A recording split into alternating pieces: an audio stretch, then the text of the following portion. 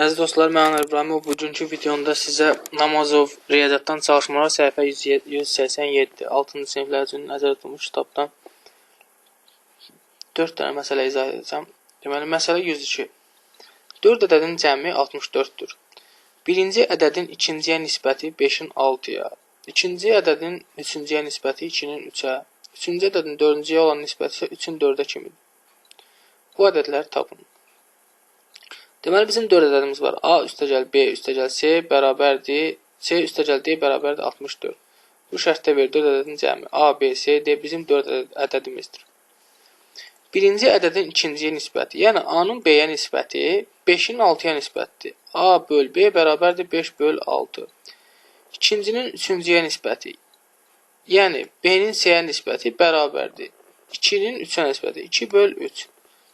C-nin D-yə, üçüncünün dördüncüyə nisbəti 3 böl 4 kimidir. C böl 4 bərabərdir 3 böl C böl D bərabərdir 3 böl 4'dür. Bu ədədləri tapaq.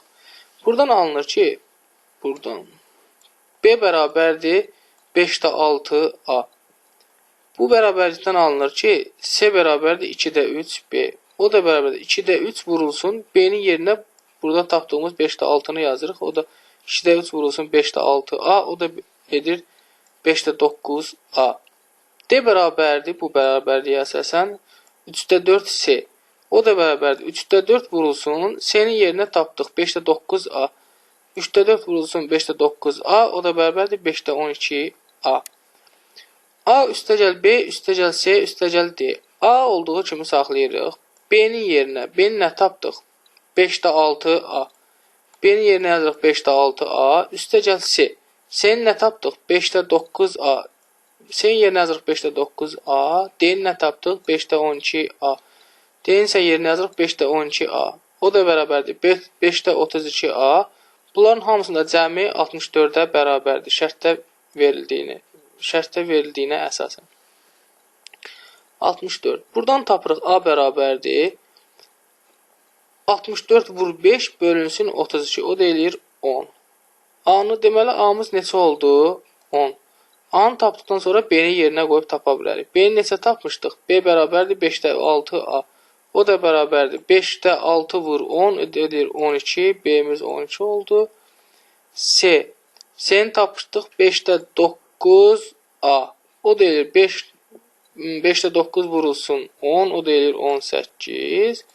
Və D isə 5'də 12A tapmışdıq. Burada yerinə qoyuruq 5'də 12 vurulsun 10. O da eləyir 24. Deməli, bizim rəqəmlərimiz 10, 12, 18 və 24 idi. Bu məsələ 102. İndi gəlin məsələ 105'ə baxaq. Azər birinci mağazada pulun 7'də 2 hissəsini, ikinci mağazada isə qalan pulun 60%'ni xərclədi.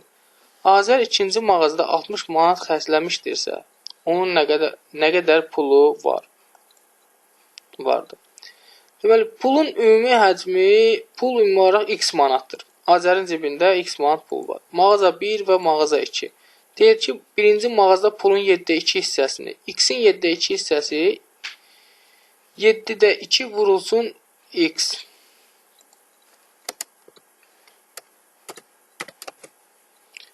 Yeddə 2 vurulsun x. Yəni 7'də 2 x-ə bərabər. Mağaza 1'də bu qədər. İkinci mağazada isə qalan pulumuz nə qədərdir? X çıxılsın 7'də 2x. Yəni x çıx 7'də 2x.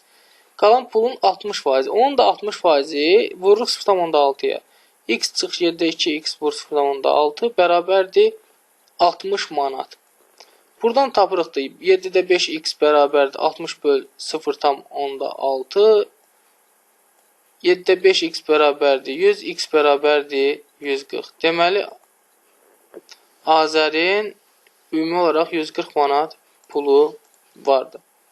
Bu videomda bu qədər. Növbəti videomda 2 çətin məsələ 108 və məsələ 112-ni izah edəcəm. Hələlik.